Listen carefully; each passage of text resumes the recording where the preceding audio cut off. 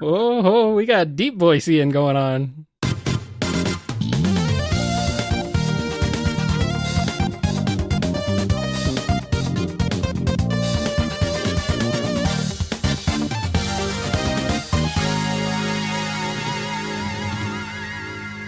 Welcome to the BumbleKast. I'm your host, Ian Flynn, the Bumble King, and joining me as always is my Bumble co-host, Kyle JCRB Kraus. Hi, I am here. It's me, Kyle JCRB. That rhymes. It does. That's about it, though. That's all I got. That's all I got in the tank. No impromptu rap about yourself? No. My name is Kyle, and I'm here to say it's time for BumbleKast in a major way. Truly, the poet laureate of the BumbleKast. Man, if I had people with me right now with that dropping that hot beat, they'd be like, "Oh!" No, they wouldn't. Anyway, how are you doing? I am tired, sir. Last week was a week. How about you? I'm doing pretty good. I'm doing okay. I had to do some help do some moving today with the parents, but other than that, I'm okay. That's pretty much it, though, and that's a couple days before you're actually getting to hear this, audience. So, yeah, I'm fine now. I'm fine in 2 days from now. Oh man. Are people just surprised that you're still writing Sonic? Yeah, apparently. But with the whole, I'm going to be coming back and I'm still doing writing and such, that threw them completely off the trail. Wait. Ian's writing Sonic again? Always has been. Such a cunning wordsmith am I.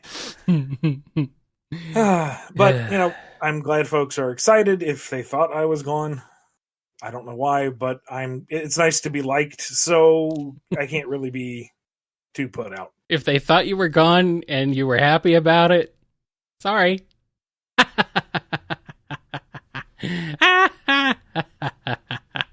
Sucks to be you. Anyway.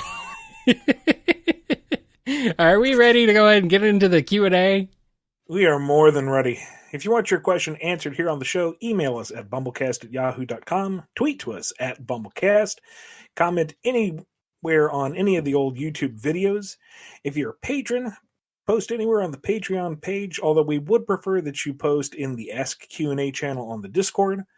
And if you want your question answered sooner rather than later, jump to the head of the line by becoming a $5 patron over at patreon.com/BumbleKast, or send us 2 coffees. That's $6 US at Ko-fi.com. That's ko-fi.com/BumbleKast. If the question has been answered in one of the recent episodes, if it's covered in the Q&A master list or one of the FAQs over at BumbleKing.com, or is concerning anything to do with the old Archie Sonic books and what might have been, not going to talk about it because it's already been covered, or I can't get into it right now. But what I can do is get into the beautifully prioritized Q&A with these fine folks right here. Kyle, take us away, sir. Let's do it to it. Starting with Chris A. Will the setting of Sonic Prime take place on Mobius or Sonic's world? I cannot talk about Sonic Prime right now. I am not writing the show, but I can't talk about it because I know things. So, mum's the word. Oh, great. Maybe you shouldn't have even said that much.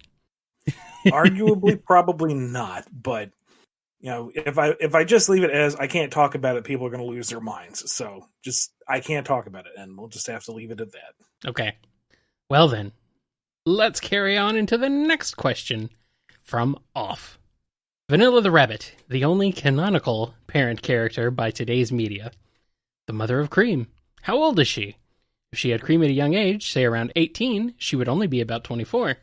And more importantly, what of the father of Cream? Is he away on business? Perhaps lost his life to one of Eggman's schemes in the past? No one really talks about it, but the idea of Vanilla being a young single mother is kind of tragic, and as a parent myself makes me appreciate her a little bit more as a character. Doesn't have to be an official answer, just your personal views on it. Personal view on it is there probably isn't any major thought into it.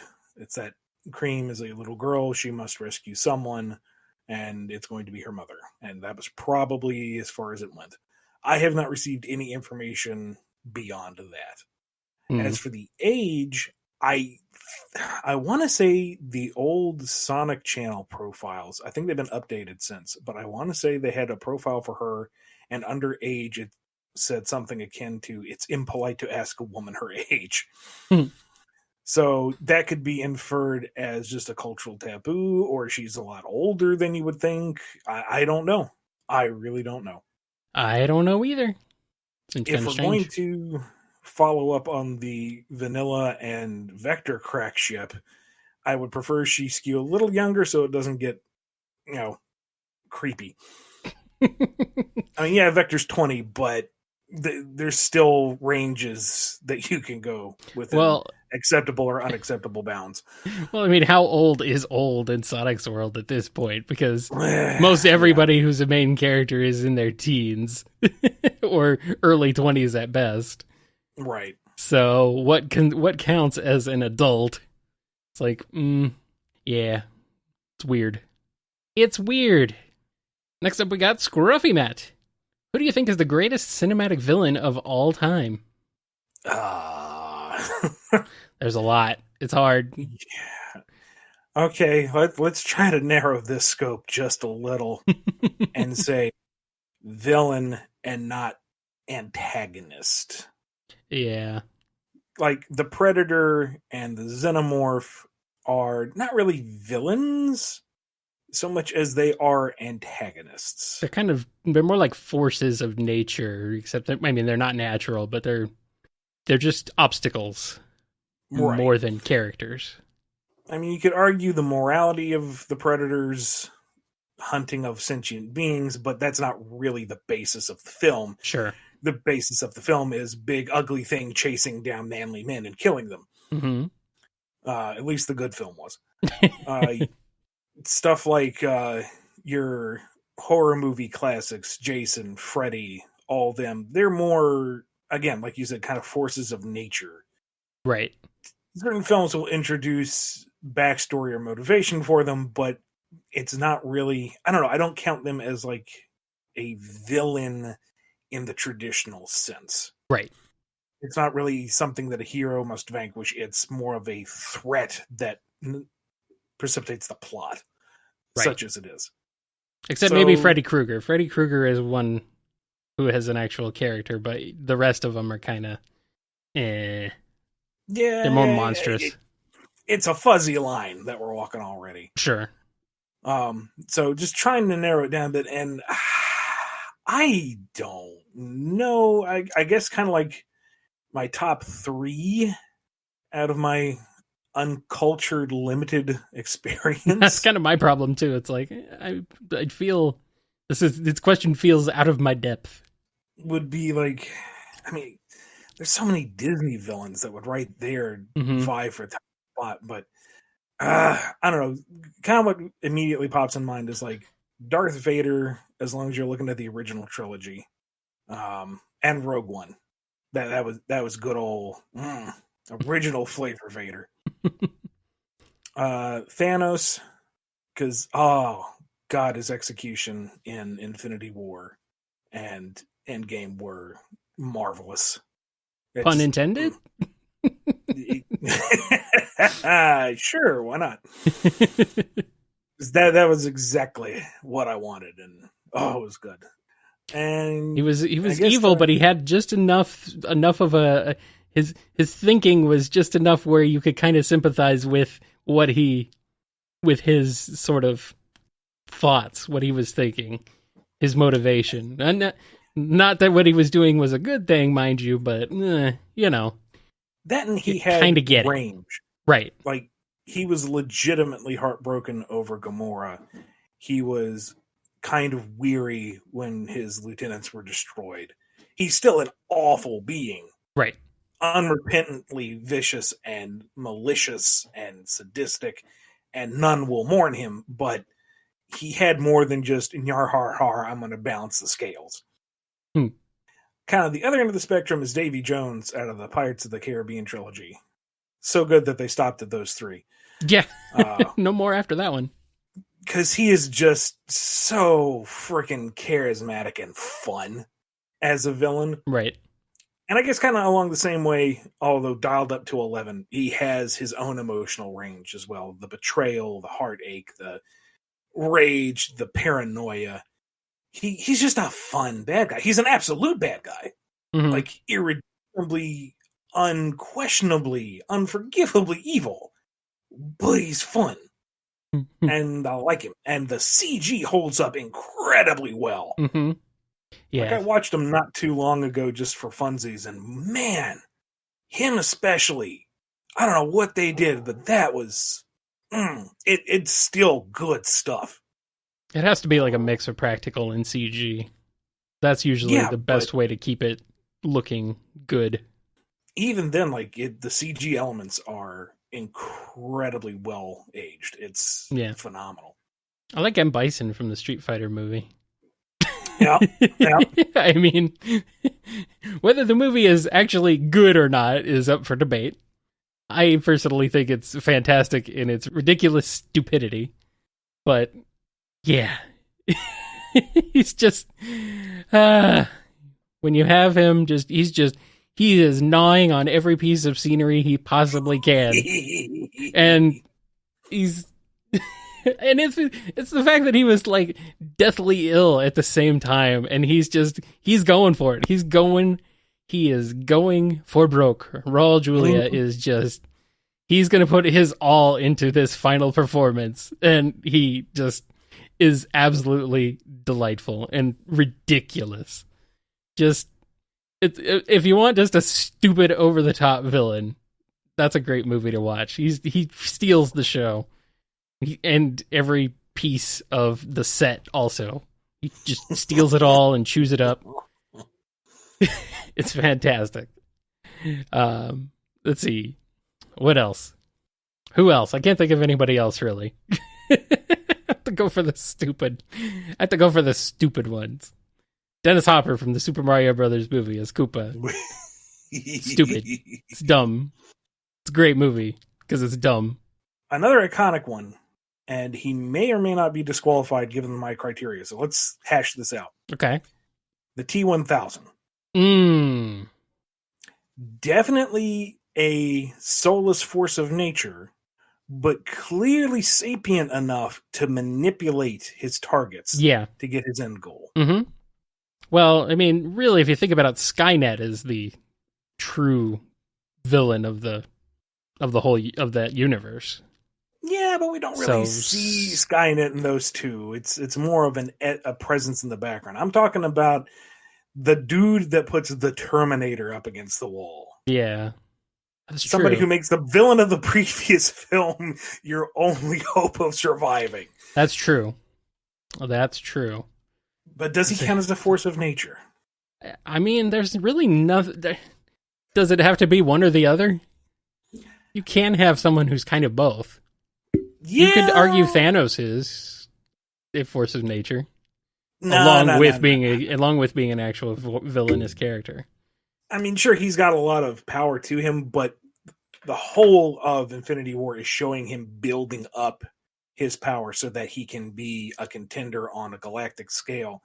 And even then, when he's got the full gauntlet, Thor nearly takes him out. He's still a vulnerable, fleshy thing. True. That's true.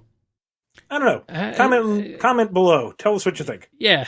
Engagement challenge. What do you think about the T-1000 as a great cinematic villain? Is he a villainous character, or is he an antagonistic force? Let's put it that way. Yeah. Let's get on our next question here from Digamma-F-Wau. To follow up my previous Drogune ask, you forgot Rotor and Bunnie. Don't worry, I take partial blame. I didn't specify the exact range of main cast, and you guys got sidetracked. Might as well throw in Sticks too. I do kind of dispute using He Can Fly as the rationalization for making Tails an Enchanty, because part of his deal, at least in some continuities, like Archie, Sonic the Comic, and maybe X, never watched it, but I seem to remember some screenshots of him being bullied for having two tails by a monkey, is that while he can naturally fly, that's not normal for foxes in general. That is true, but the Sonic characters' species very, very rarely have any kind of impact on who they are. Yes. They don't really have an animalistic side for the most part. Not really. I mean, Here and Sonic there. curls into a ball like hedgehogs do. SBO changes his appearance like chameleons do, but overall, the species assigned to them is just for the excuse of the visual. Right. For the most part, yeah. So that's where it's kind of hard to define what character would translate to what. So since that's why I put Tails as Enchanty, is because he's, he himself is able to fly, and the Enchanty themselves are the only race that can fly by their own volition. That was the comparison there. I'm going to double down on it, though, and say that Enchantyheim is one of the emerging economies in terms of ship construction for the rest of Galaxant, and Tails himself is a mechanic and a builder, and therefore I'm going to rationalize it by just building lore right here, right now. Well, it's your property. You can do whatever you want. This is actually part of the greater long-term backstory stuff. I'm not just pulling it out of my butt to excuse a goof answer, but that's not going to come into play for a long time. Right. Rotor. Let's see. Tech-savvy, semi-aquatic. I don't want to go full-on Nerman because they're kind of weird on the fringe characters anyway. Are there any mixed races or half races in No, Drogune? They cannot interbreed. Okay. That way I avoid the issue of, so many potential crossbreed designs that I think Adam might literally crumble into dust. Yeah, and it's also can be hard to write that. Right. Not to say that hasn't crossed my mind and that there are caveats to that, but we're talking strictly OG vanilla Drogune here. Let's not get too far off on a tangent. Someone with access to technology and an understanding of it and is savvy at it, I guess I'll tag him as Hume, since they generally have more general access to Drogune tech. Bunnie, I guess, falls under the same scenario. If anyone is going to be able to afford cybernetics, it would be probably someone in Humeheim. Granted, Bunnie didn't really have much of a choice in hers, but I'm grasping at straws here, trying to find connections. Styx, fair little fuzzy thing who is paranoid that the government's out to get her and lives in the woods. We'll say she's Ajay from the understory. That she lives apart from humanity or from civilization, lurking in the dark roots underneath it all, carving out boomerangs and fighting the horrible giant things that live in the shadows. Nice. Here's one from Scurvy Pirate Hog. To both, if every ninja ever and every pirate ever went to war against each other, which side would win? And by the way, this includes every real-life ninja and pirate, and every fictional ninja and pirate. Okay. I don't know every ninja or pirate. Do you, Ian? I mean, that's hard. Not off the top of my head, but there's a few qualifiers here that I think kind of immediately address the question. If you have just your regular pirates and your regular ninja, yeah, it kind of depends on terrain, but there's some debate there. But if you're going to include all, including the fictional, on the one side we got good old Davy Jones that we already mentioned, and immortal octopus squid pirate guy who literally commands the dead, and a ship that can move between the afterlife and the living world. And you have Power Rangers, at least one set that are ninjas, by name. Not necessarily by deed, but by God, by name. They would also have the Ninja Turtles on their side, and I don't believe there's too many pirates in the TMT universe, so in that regard, I would almost be inclined to say ninjas simply because they have the Super Sentai on their side. Yeah, well, here's the thing. My thought was, if it was just a straight up, ninjas meet pirates on the battlefield head on, they face each other, I almost feel like pirates would overcome that. But if we're talking in terms of being sneaky and moving in the shadows and getting the drop on them and doing their assassin things, I think ninjas would have the upper hand. But I'm being told that the ninjas who steal free stuff specifically would win. They steal free stuff. They go into a fast food place and they steal the ketchup packets, and you never know. You never know. Or there could be a ninja cowboy. You never know that. Well, now you just once you bring cowboys in the mix, that's the other part of the Triforce. You can have cyborg ninjas. You can have robot ninjas like the Foot Clan. Yeah.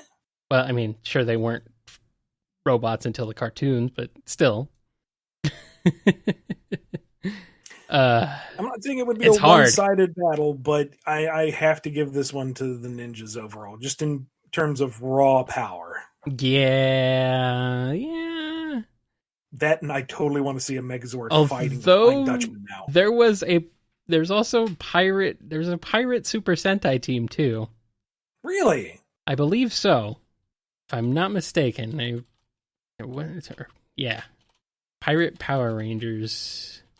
I stand corrected. Yeah, so it could be both sides have their own Ranger team.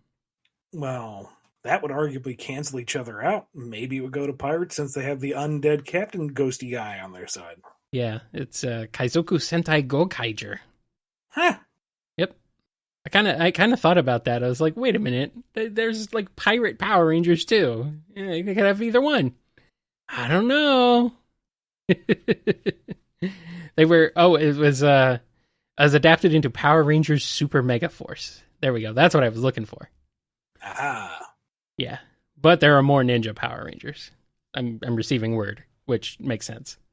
But then there's also the train Power Rangers, who are the best ones. They were too good. That's why they didn't get a Western adaptation. They were too amazing. I'm serious. Look it up. They're freaking... They're fantastic. Ridiculous. It's great. All right. Well, we don't know for sure. That's another one. Hey, cast your vote down in the comments. Let us know who would win between pirates versus ninjas. Here's a question from Afro Luffy X. How would Amy, Rouge, Tangle, and Whisper fare as mothers? Oh boy. Amy, excellent mother. Maybe a little too doting, but she'd manage the schedule. She'd get the kids to soccer practice on time. She'd manage the PTA. She'd be a good mom. Rouge, terrible mom. Yep. Awful mom. Probably shouldn't be a mom. No. Doesn't want to be a mom. No. Tangle, not the best mom, not very good at supervision or with rules or discipline or guidance, but the love is there, so kind of one of those forgive them when you're older type of scenarios. Whisper, probably not the best. Kind of emotionally distant helicopter mom. The love would be there, but it would be kind of hard to express. Probably wouldn't want kids. No. Would be kind of scared of the idea. Yeah. Yep. I see you on that one. That all sounds about right. Next question is from Ian Waffles. Hey Ian, could you please go over the production of the Archie website exclusive story, Dark Mobius Knuckles Descent? Who wrote the story? Why was it an online exclusive instead of in a comic book? Why was it made at all? Etc. etc. That was from the very brief time I was in charge of the Sonic and Mega Man blogs. And that was an interesting time because I pretty much had no oversight. There was a point where I think I had to clear things by the editor, but overall, I don't really remember having to clear it with anybody, let alone Sega or Capcom. And it was 3 updates a week. It was up to me to provide all the copy, all the graphics. I had to upload and format it all myself. And with that, and it just became some weeks of, okay, what do I write about? What in the world do I talk about for 3 days? Mm-hmm. How do I didn't even have a word limit, I don't think. It was just like come up with content. And so maybe it might have been around the time we were doing the Interject Reborn arc. It's been so long, I don't remember. But maybe it was afterwards because people were still hyped about it. And it was like, okay, let's have fun and go in and fill in the alternate timeline story arc. Oh, that's no, because that was Laura Sue's backstory, Johnny Kaz, explaining her dark bad end timeline. So I guess that was right around the time the Silver arc was coming out, I think. It's been a while. But basically, I needed to come up with something, so I figured, why not put it out there? And that is the long and the short of it. There you go. Diane W. has a question. I swear this is the last question about Shadow the Hedgehog, for now. For now. Why would Shadow want to find the truth about his past when he already established in Heroes by the end of the Team Dark campaign that he doesn't care about his past anymore? And why would he not want to help a city that's being invaded? That's not what Shadow would do in a situation like this. He's not selfish. He would help Westopolis if it's being invaded. Would he? I mean, I don't know. I mean, it's a broad assumption to make. Characterization, no, he wouldn't really. He wouldn't care. No. It would be just that he wants to fight strong opponents, and I guess he would decide that the Black Arms are strong. I really wish I had a good explanation, but I don't. It's just there was no clear direction for Shadow or his characterization from SA2 onward, and that's the result. Alrighty. Next up from James. Is there anything you can tell us about the recent IDW Sonic delays? Issue 37 has been pushed out over a month now. If not, could we get an overview of what comic books you've been contributing to of late? If that's also not possible, perhaps just some recommendations? I can't begin to speculate what's with the delays. It could be any number of things. COVID is still a thing. Yeah. Marvel's been delayed several times. The postal system in the U.S. is still kneecapped. And being a licensed book, everything has to be approved at every stage. So if Sega's running behind for whatever reason, that could be an issue. I really don't know. I'm not going to excuse or blame anyone. There are 100 different factors that could go into it. So I don't know. It could be anything. So you're saying, Ian, it's not you sitting around and playing video games all day instead of writing the comics? It's not your fault? There are processes, Kyle, that we have detailed in the past. I'm already tired, man. Why are you doing this to me? I know. Obviously, that's not the case. Anybody who thinks that is the case, yeah, you're exhausting. You're very exhausting. I'm very tired. We're all very tired. Just go. Just leave. Anyway.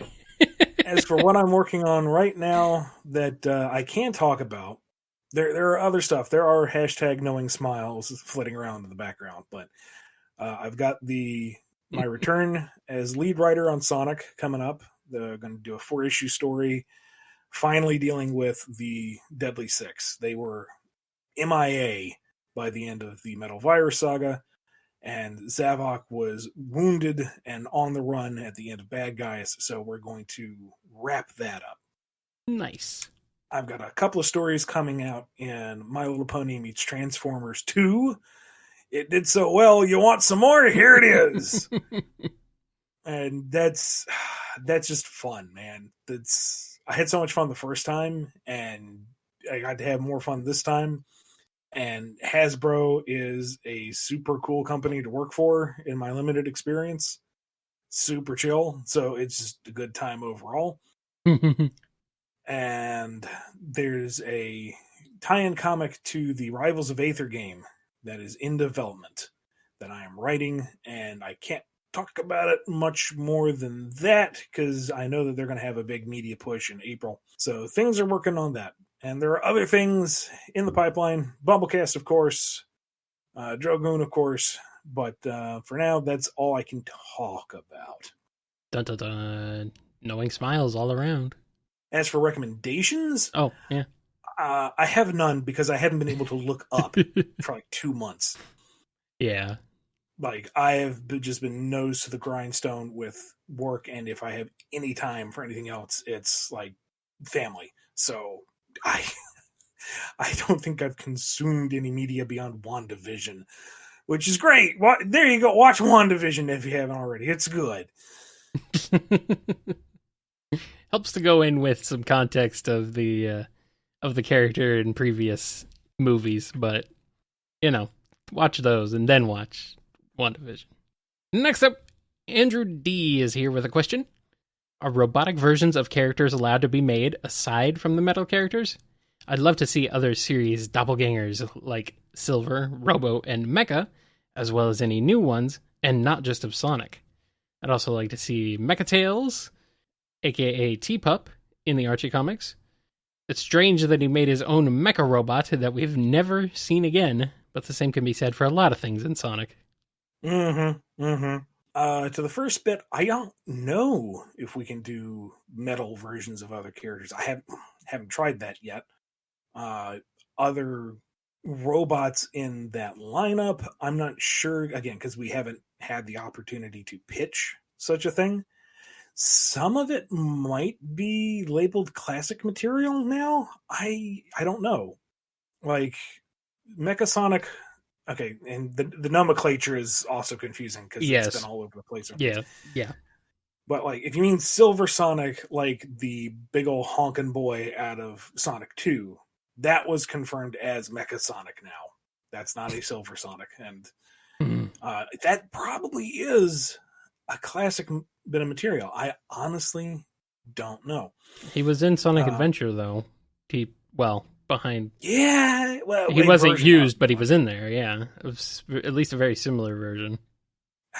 Maybe I could pitch. Yeah, I don't know. Yeah. I don't know. As for T-Pup, I prefer that over Mechatails. I feel like Mechatails is asking for confusion. Yeah, or Tails doll. The very different creatures. He is. I would imagine he's classic material too, since Tails' Adventure is very distinctly classic era. But again, I've not pitched any of that, so I don't know for sure. All right. We got our next question here from Noni. Out of sheer curiosity, was Dr. Starline a theater kid? Why would you ask? If the Dr. Starline was a career thespian as a child, does he come across as someone who is a bit theatrical in his presentation? Does he have a flair for the dramatic? I think not, sir. Or madam, I don't wish to judge. No, Dr. Starline is a perfectly normal... Yes, he likes show tunes. Of course he does. It's his favorite type of music. Dr. Eggman goes 3 floors down in the face ship wondering what that racket is, and it's Dr. Starline walking around singing, "Brother, can you spare a dime?"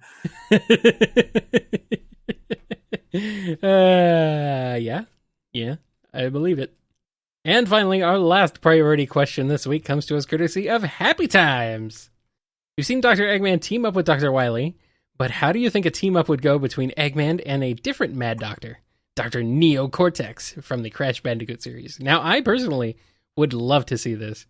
Crash and Sonic, there's a lot of commonality between them that I think would mesh really well. So, what do you think, Ian?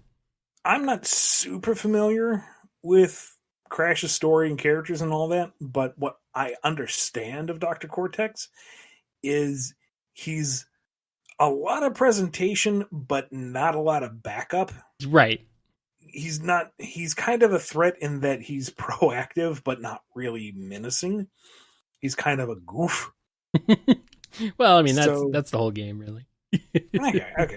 If I'm wrong, goofy. Crash fans, please. It's goofy. It's goofy, which is why I'd say that they would actually, like, if Sonic Boom and Crash Bandicoot had a crossover, that would work pretty well. That would be a completely different animal. Well, yeah, I mean, Crash is a Bandicoot, not a Hedgehog, so that's very different. But if we're going modern Eggman and Cortex, I don't think Eggman would be able to tolerate him. Probably not. Like, it would be kind of like the annoying kid brother at his side the entire time, and he's only aligned with him because Cortex has something he needs for the master plan. And inevitably would probably kick Cortex out at the third act to go full supervillain, and then Cortex, in his rage, would semi-ally with Crash and Sonic to fight him off and win the day. Or go scuttling off to the shadows with his tail between his legs. I don't know. But Naughty Dog, if you have any ideas, let me know. Wait, do they still want it? No. It's like it's Activision, owned by Activision now. They're not working on it anymore. Okay. Yeah, I think is Toys for Bob doing Crash, or are they just doing Spyro? I'm not sure. They did Crash. They did Crash 4. They did Crash 4? Okay, yeah. Mm-hmm. Okay. Yeah, they did. There's an especially cheeky line in the fourth game where one of the masks is asking Coco, how many times have you fought this Cortex guy? And she goes, 3. And he goes, could have sworn it was more than that.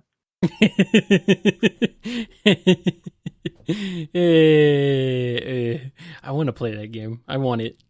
I want to play. I want to stream all of them, but I just haven't gotten the chance to pick up the collection yet of the first 3 and then 4. But I'd love to do that at some point.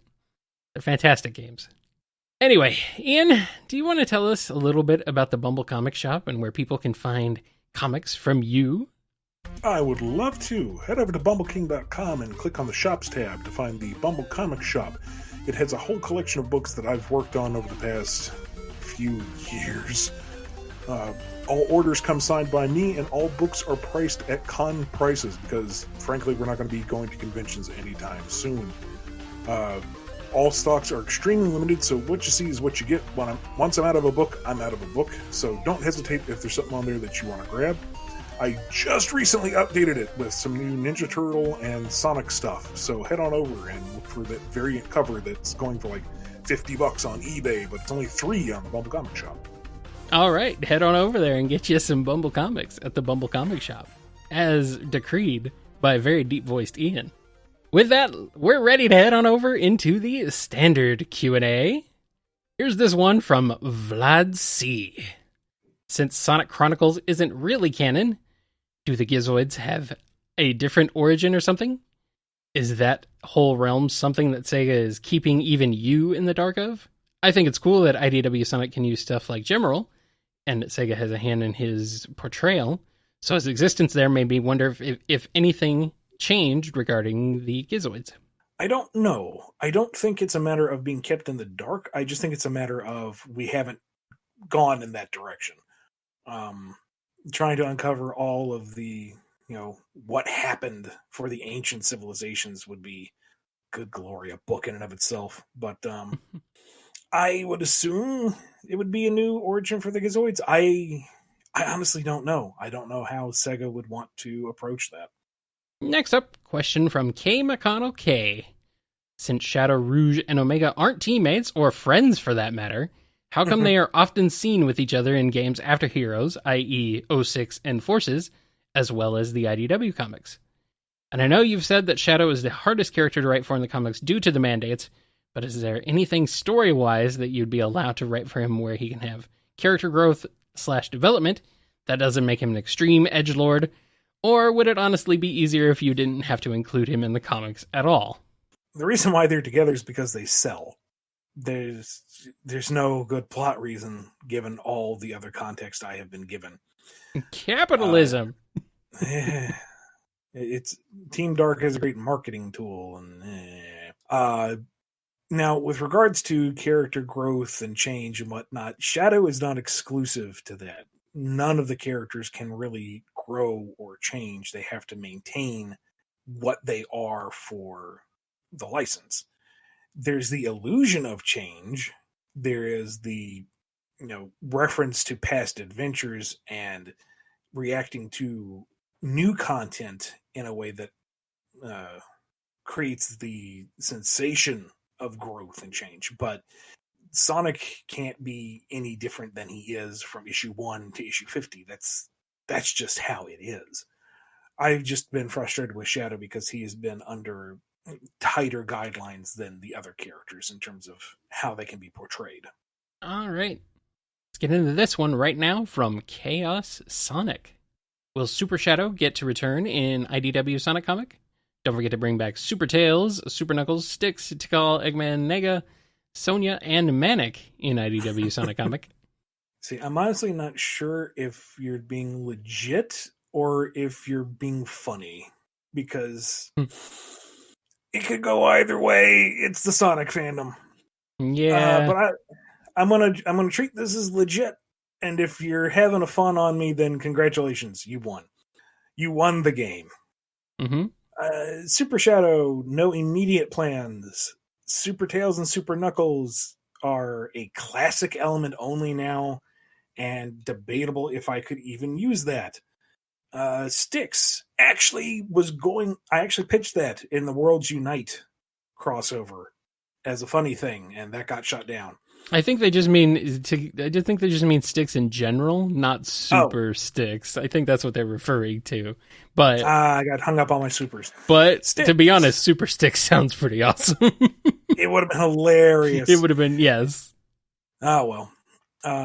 Sticks in general, I want to. I don't know. Eggman Nega, if I have a good story for him, although he might be dead. If you take Rivals 2 as canon, it was his last real appearance, so I don't know. Sonya and Manic, probably never ever. And Tikal? She's dead. Oh. Like Chaos. So? That's never stopped anybody before. Here we are. Mm-hmm. Lucas R is up next with a question. Does the 1 billionth power ring aura always resurrect Sonic if he dies? If so, how long does it take for him to revive? How durable does the aura make him? Now, it's been a while, but I don't remember that being a thing. I don't know. Like, I want to say that it was implied or retconned at some point that the billionth ring protected him from the ultimate annihilator, but I honestly don't remember if that was fanon or what. It wasn't supposed to affect him. What? Well, the ultimate annihilator wasn't supposed to affect him whenever they were bought it, so... There's that, but when he pops out of the void, there's a distinct gold ring around his arm, so I don't know. Do you want to start all the problems with Endgame? No. You can come on the show. Yeah, you're already there. You're already here. It'll be a different episode. I've just got to bump up the volume. I don't think the billionth ring ever really came into play in the story in any significant way. No. Not that I can remember. No. It was... Then again, it has been a long time, so I may have forgotten. If you remember, comment in the video below. I was very confused about the 1 billionth power ring thing anyway, because up until that point, Sonic had very rarely been depicted as he was in the games as collecting rings. From what I remember in the comics at that point. So all of a sudden they introduced this sort of game mechanic that the comic hadn't really messed around with. It's very confusing. And even as a kid, I was like, wait a minute. That's okay, sure. Oh well. Comic books, am I right? Cassidy J is here with another question. In the pre-Super Genesis Wave story, The Silver Saga, we were introduced to a guardian named Edmund PXE. It was referenced that in this alternate timeline and universe, his parents are Lara Sue and Argyle. Would they actually be his parents in this alternate universe? And would this actually be canon to the series? So the future of the old continuity was always kind of a weird thing. Aside from one individual, nobody treated it as the canon future, just a possible future. But I also didn't want it to be just like this weird void offshoot thing. So the idea, at least the context I was working under, is that in Silver's time, Edmund was indeed a descendant of Lara Sue and Argyle, but it wasn't necessarily what the fandom calls light Mobius, the Mobius 25, 30 years later future. It's just At some point in the timeline, there would be Lore Sue, there would be an Argyle, and together they would produce an Eggman. And because the Guardians are connected to the Chaos Force, he would just be stupidly long-lived, and that's why he's with Silver. So it's kind of like trying to have my cake and eat it too. If you wanted to interpret the Mobius X years later storyline as the true future, then cool. There you go. There's a little bridging element. If you want to say, nah, it's only a possible future, then okay, it's just elements of it would probably stick through to the end. Here's one from Okami O. To make the question short and sweet, I was curious if it'd be possible for Cortez to quote-unquote return. I know he was meant to appear in Sonic Universe number 95, but seeing as the Archie books were dropped before its completion and released, I was wondering if he could still be on the table since he never made his official Archie debut. I obviously won't give you any fan ideas for him, but just seeing him would be cool.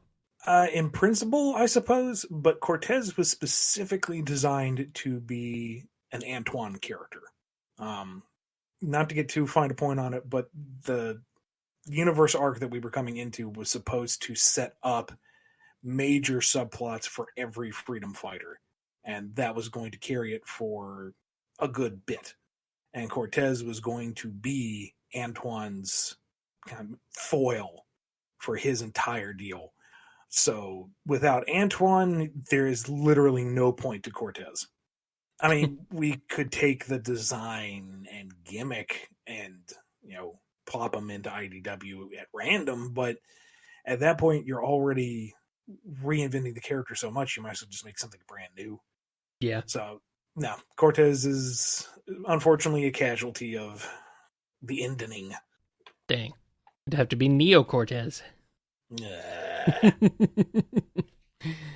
Next question is from JCJ. Since you work at IDW now, and they have a My Little Pony comic, have you ever been involved with making any of the stories besides the Transformers crossovers? Yes, and you can see that entire body of work over at BumbleKing.com. I've got tabs for each of the publishers. But with My Little Pony specifically, I got to do a spin-off miniseries featuring the Young Six, or the, what are the different terms that the fandom uses for them? The kids that went to the School of Friendship all together. Yona and that lot. I have no idea. It was my attempt to add another facet to the greater pony lore, and I was very surprised with just how much latitude I was given with that. Yeah.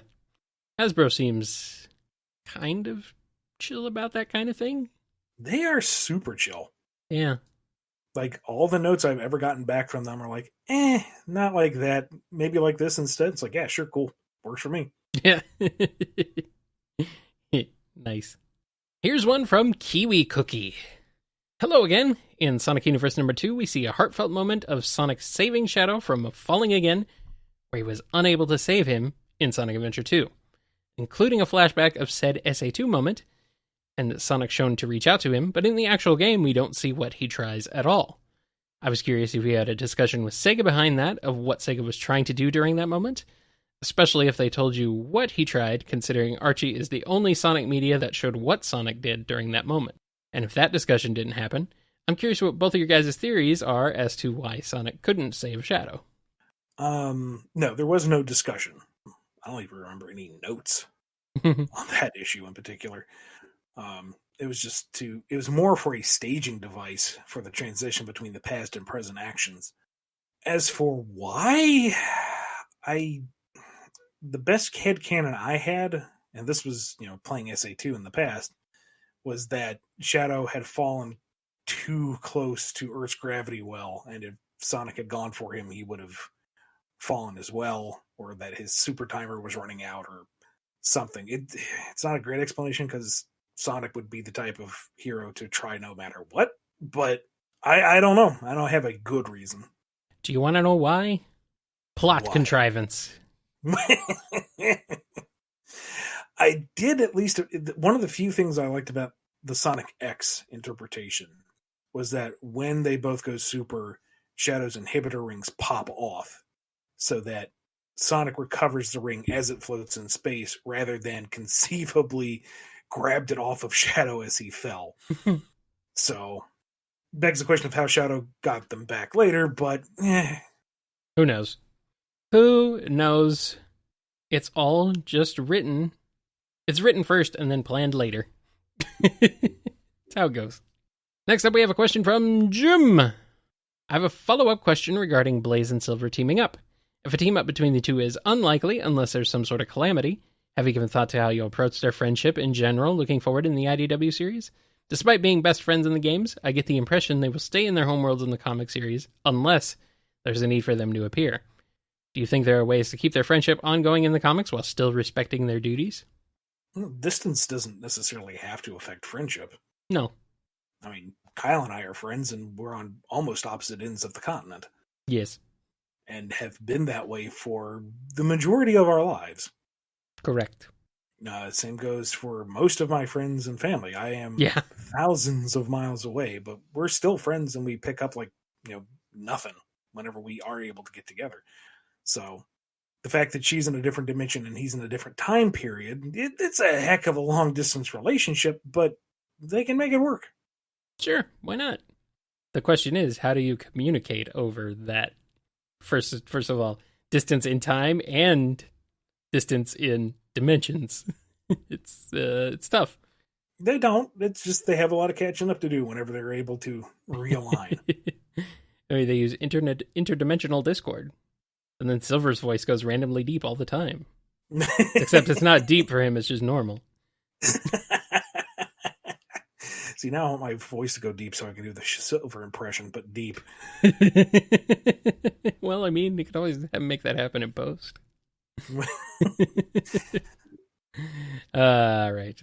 We got one last question here. Well, two, technically, but from Big Sonic Fan Patrick.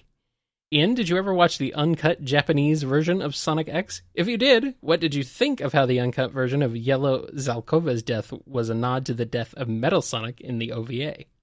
I really wasn't a fan of Season 3 of Sonic X.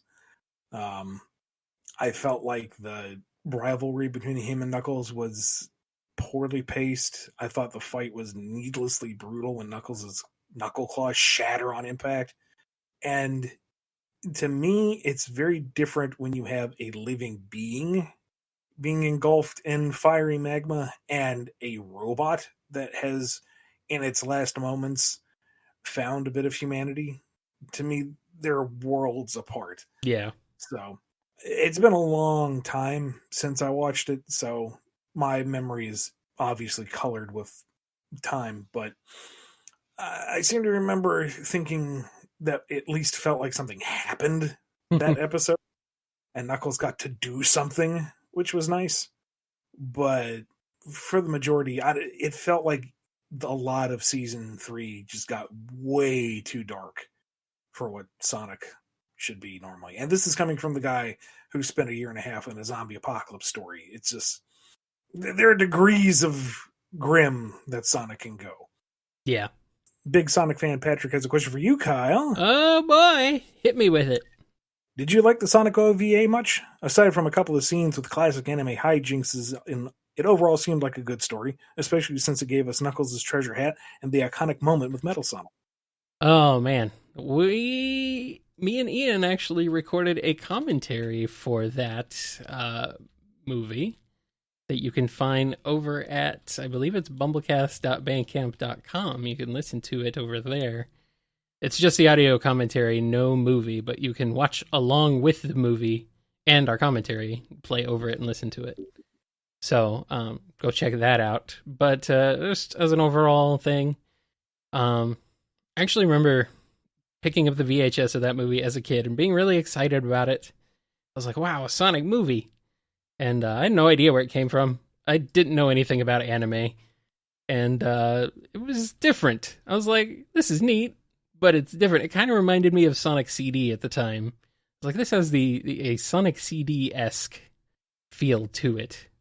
But yeah, it was, for its time, it was pretty neat. And having Metal Sonic is just cool. He's always cool. So it's like it was a really neat thing to have Metal Sonic in animation like that, because we never saw him in any other of the cartoons or anything. At least, I don't think until Sonic X. It's very silly. It has a lot of stupid things in it, but also some really cool stuff. Like you say, Knuckles showing up in animated form for the first time in the West was really cool. And his hat, I was a little confused by because he'd never had a hat before, but that's okay. It was still cool. And, I mean, overall, would I call it, like, amazing cinema? No. But was it cool for what it was? Yeah, it was pretty neat. There were some annoyances, but overall, I think it was pretty fun overall. What did you think, Ian?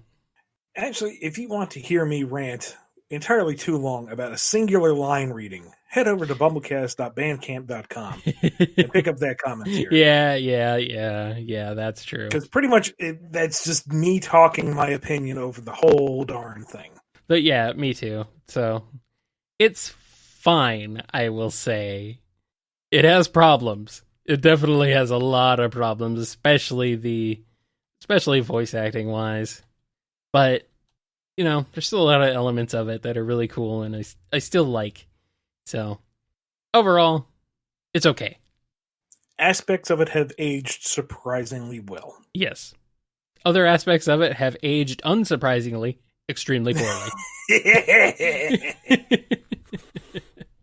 Yeah. Anyway. Also, yes, if you are a patron, you do not have to go to BumbleKast.bandcamp.com. Instead, you can find all those commentaries available for free streaming and download over on Patreon. So if you're on patreon.com/BumbleKast, they're all on there. They're tagged under Bumble commentaries. Unfortunately, we've only done four of those, but I'd love to get back into it, but you know, is kind of fall into the back burner for now. So maybe we'll do some more someday, eventually. And speaking of doing more someday, eventually, this is the end of the BumbleKast this week. Maybe eventually we'll come back and do another one next week. I'd give it a week. Yeah, at least. Until then, big shout out to Daniel H., Alex P., James K., John B., Jennifer R., Samuel P., Sam Cybercat, Robotnik Holmes, Mike B., Justin G., Torchbound, Coupling Crew, Duas Diz Din, Diane W., Scruffymatt, Chris A., Andrew D., John M., Dawn B., Yami M., Lee H. K., Lisa M., Chevelle, Sonny, Silly String, Takaro, Salucha Cat, Dave M., Justin S., Blue Title Gamer, Noni, Off, Overthinking Films, Tick Tick, Final Leo, Papatripadopoulos, Ian, Blue Mickey Mouse, Bradley T.T., Digamma-F-Wau, Jonathan L., Jonathan D., PC the Unicorn, J. Frost, Rachel W., Godzilla, Chaos Universe, Sonic Legacy, Piggy Bank, Daniel B., Preston M., Dadler the Dalek, Owen B.D., Jib, Dub, Somewhat Gooey, Sapphire Scarletta, Professor Rye, Turbo, Hero of Light 13, Mobius. Not quite sure how to pronounce that one, but gave it a shot.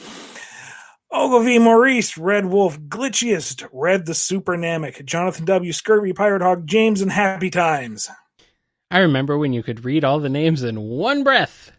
Yeah, no, we have too many awesome people. Yeah, one of them spelled their name with the symbol for a paragraph break, so and why do you do this to me? And now we're up to 70, at least. And growing. Thank you, everybody, for supporting us over at patreon.com/BumbleKast. You are awesome. And thank you to everyone who's been going in on the coffee side of things. We have seen a huge uptick in Ko-fi contributors, and that's awesome. So thank you very much. Yes. Thank you. Well, Ian, where can the people find you on the internet? Head over to Twitter at IanFlynnBKC or my personal website, BumbleKing.com, and my original web series, Drogune.com. That's DROGUNE.com. Kyle, what about you? You can find me over at KyleJCRB on Twitter. You can also find me over at KNGI.org. That's where you can find archived episodes of the BumbleKast in MP3 downloadable format for your listening pleasure on any device, as well as all the podcast feed links and everything else is over there as well. And also you'll find my other show, Nitro Game Injection, which is a video game music show that you can listen to streaming live on Fridays at 8 p.m. Eastern Time. If you enjoy video game music, remixed, arranged video game music, covers, all that sorts of fun stuff, head on over there and check that show out. I play a lot of Sonic stuff, so if you want to hear some cool cool Sonic remixes, I mean, go. At least when the show's over, you go. Anyway. Follow the show on Twitter at BumbleKast. Contact us at BumbleKast@yahoo.com and listen to us on Apple Podcasts, YouTube Music, Spotify, Amazon Music, Audible, our YouTube channel, and KNGI.org. Don't forget to also check out the Bumble Store, shop.spreadshirt.com/Bumble Store. You'll find all sorts of Bumble goods over there. Nice Bumble home goods store. Or whatever, I don't know. You can get it print the Bumble logo on a towel or something. Can you do that over there? You can put it on a shirt. I don't know if they have towels, but they do have shirts. You can put it on baby rompers and bandanas for your dog. Specifically for your dog? Specifically for your dog. Okay, so if a human tries to wear them, what will happen? Well, obviously they'll look like a dog. Well, all right then. There's something else I wanted to say, but we try to keep this a family-friendly show. Anyway, catch BumbleKast Gaming live on twitch.tv/BumbleKast Gaming Sundays at 10 p.m. Eastern Standard Time. Usually it's Kyle entertaining you. Sometimes I show up and do my best to entertain. But it's almost always Sundays at 10 p.m. Eastern Standard Time. Nice. Yeah, check that out. I'm planning on streaming something very, very special soon. Something very close to my heart. Ooh. Something from the future. Something very stinko-y from the year 2066. Thinking about it. I might just do that. Me if I'm wrong, but are you asking for a challenge? Do. I can't remember the song. That's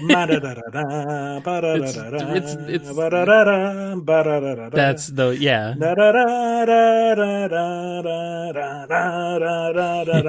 That game has the best soundtrack, way better than it has any right to. Yes, and a friend of mine actually did a metal cover of that. His name is Viking Guitar. He did the metal cover of it. Yeah, a friend of mine, Viking Guitar, yeah.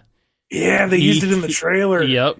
He did the metal cover of that. That's such a good cover. And he did that cover like 12 years ago, so yeah, it's gotten around. It's got a lot of use, and it's fantastic. So yeah, if you want to hear a Stage 1 Stinko Man 20XD6 cover, check out my good buddy Viking Guitar. He's got a lot of albums full of remixed metal video game music that's just ridiculously amazing. So yeah, little shout out to him on the side. That's going to wrap us up for this episode of the BumbleKast. We'll see you next week for more questions and more answers and hopefully less modulated voice. Maybe. At least unintentionally modulated voice. Well, yeah, no promises otherwise. Anyway. Plenty of content for the after credits, I guess. Oh boy. As decreed by a very deep-voiced Ian. Oh, for pity's sake.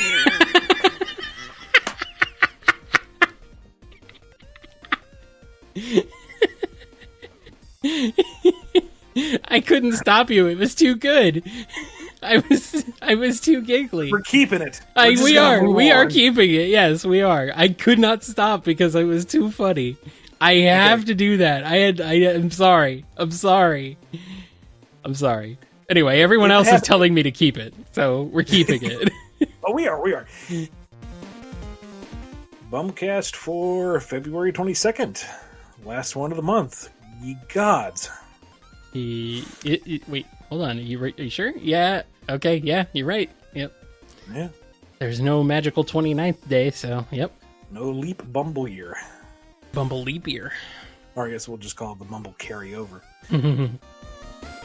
You've been listening to the BumbleKast, a co-production of Bumble King Comics and the KNGI Network. Original theme music composed by Ken Coda Snyder. Remixed intro by T-Lopes. Find out more information, along with podcast feeder links, MP3 downloads, and more at bumbleking.com and kngi.org.